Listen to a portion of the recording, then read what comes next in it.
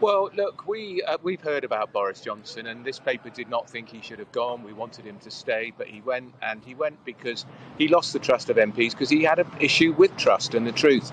And spent a lot of time in Paul Cully's house yesterday talking to Tory MPs. I could feel it in my waters that Liz Truss was doomed. That's why I was supposed to be on holiday from today in Spain, but I cancelled it because I'm that sort of chap. I didn't want to be on a plane when she falls on her sword.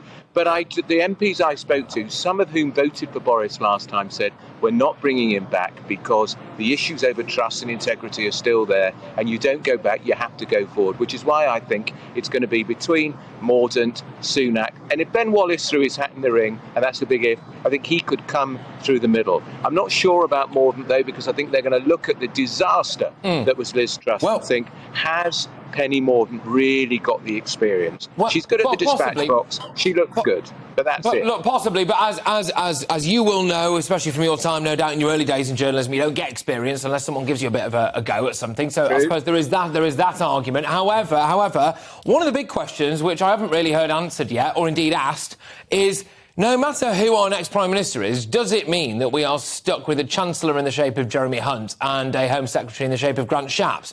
So whoever's in charge, we've got those two still, have we, or not? I think for sure that Jeremy Hunt will stay as Chancellor. I'm praying that Grant Shapps doesn't stay as Home Secretary. I laughed out loud when she brought him back, and I knew it was over. That was real desperate stuff. He was a useless Transport Secretary. Trains don't run on time. They're too expensive. He was going to sort out the unions. He didn't do any of that. She only gave him that job to try and buy her some time, and it didn't work. It backfired. So I'd be amazed if Shapps stays as Home Secretary. You know whose name I would put on that job? Michael Gove. Very clever, formidable brain, and it's a job he's always coveted and always wanted. And of course, he's always been backing Rishi Sunak right from the start, even though he gave the impression he was backing Kemi Badenoch, by the way, who I would not expect to run in this leadership contest because I don't think she'll get the nominations. I think Tim's right. There's going to have to be a lot of nominations this time. Yeah, well, I'll be going back to my panel in a second. But, I mean, would you want the job at the minute? Part of me thinks, you know what?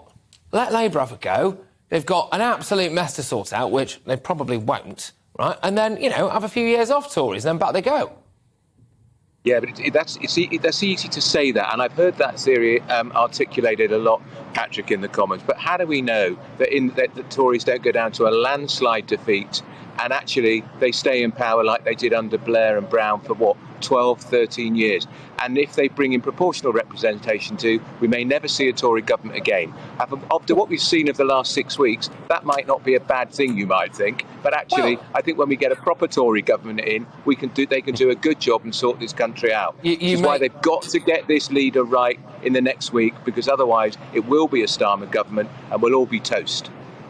You make a cracking point there, Andrew, on that, which is that you said as soon as they get a proper Tory government in, they might do all right. As far as I can see anyway, there's not a whiff of a real proper Conservative party at the minute with, I would argue, proper Conservative values. It's all gone a bit mainstream, and Keir Starmer's doing his best to drag Labour towards the centre as well, which means that there isn't necessarily a left or right. Which, Andrew, very finally, my final question to you is there fertile ground for a new party? Nigel Farage, our very own, was sat exactly where Tim was yesterday, and he appeared to hint that there was a little bit of donor money going around and, potentially, quite a lot of political will with the public. A new party, Andrew, what do you reckon?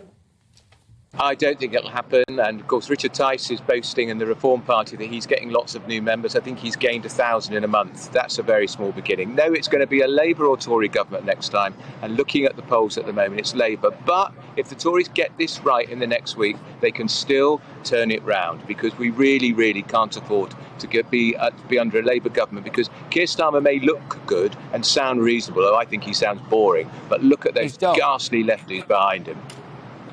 Yeah, exactly. I mean, the idea... I mean, it's quite uninspiring, really, but I suppose the whole thing is... Boring. Andrew, go on. Oh, what?